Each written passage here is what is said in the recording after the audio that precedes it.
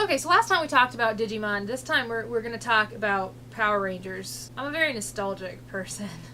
So Power Rangers came out 20 years ago. 20 years ago. When you're old enough to be able to say that you saw something from the beginning, brand new, that's now 20 years old, that makes you, that is one of those times where you think about your life and you realize you're getting old. So when Power Rangers first came out, I thought it looked kind of dumb. I had no interest in seeing it. The very first commercial I ever saw was of Kimberly talking about how she morphs into the Pink Ranger, and when she's in serious need, she calls upon her pterodactyl Zord to help her out. And I guess maybe it was because there wasn't enough about the show for me to really understand what the show was even about, but it didn't strike a chord with me. I was more of the Nickelodeon, like, Rugrats fan, you know, babies going on Indiana Jones-like adventures.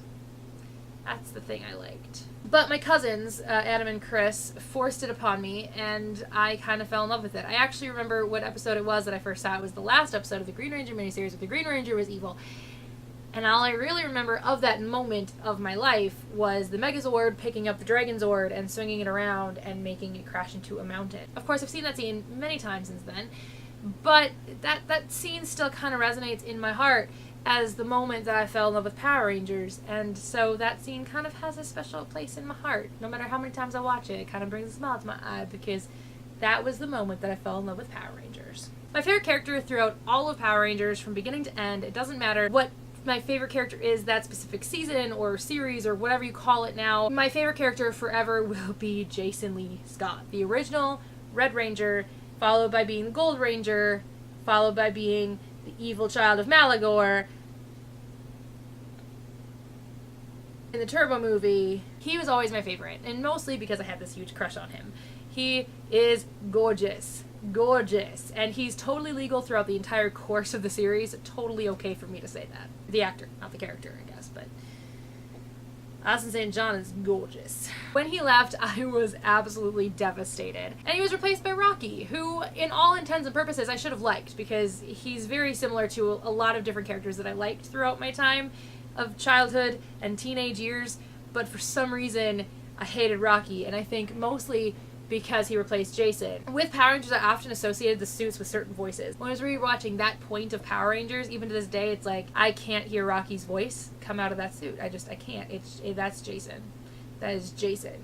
It's not Rocky. It will never be Rocky. I can never allow that to be Rocky. When he was the Blue Ranger, I actually allowed myself to like him during Zeo. Zeo, that is my favorite season of Power Rangers. Though, rewatching it now on Netflix and seeing that it came out in 1996, I kind of questioned the 10-year-old version of myself, because the 10-year-old version of myself, that's got some problems. But I did like Beast Wars, so there's that. My least favorite season of Power Rangers was probably Turbo, and mind you, I'm talking about like Generation 1, so what I consider Generation 1 is from Mighty Morphin through In Space. That's Generation 1. That is Power Rangers to me, and everything else after that is still Power Rangers. It's just different generations of Power Rangers. And now we're like in the 90th generation, I think, something like that. Turbo was probably my least favorite season of Generation 1 Power Rangers, and that, I don't even know really why. Could have been the Power Rangers being baked into a giant pizza.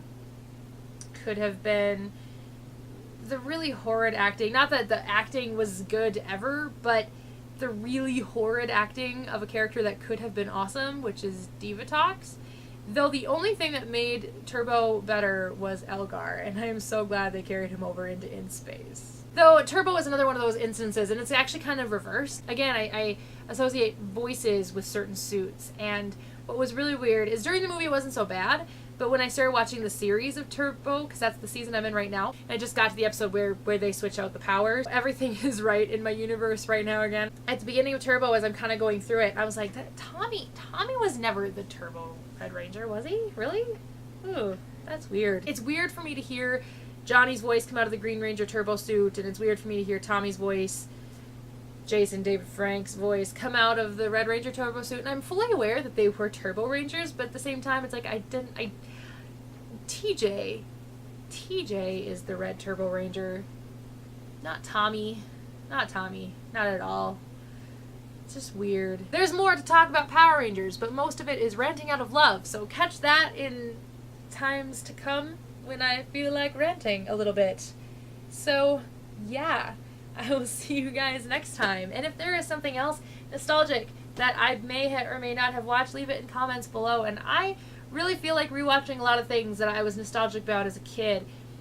And I plan to rewatch them as long as they are available on Netflix, because I'm going to watch those on Netflix. So leave in comments below things that may or may not be available on Netflix, things I may or may not have watched. I know at some point when I'm done with Power Rangers, I'm going to rewatch Beast Wars, because Beast Wars is awesome. And I own that, so it's about time for me to rewatch Beast Wars again. It's only been about 6 months. Power Rangers. I'm very excited for the 20th anniversary special, so yeah.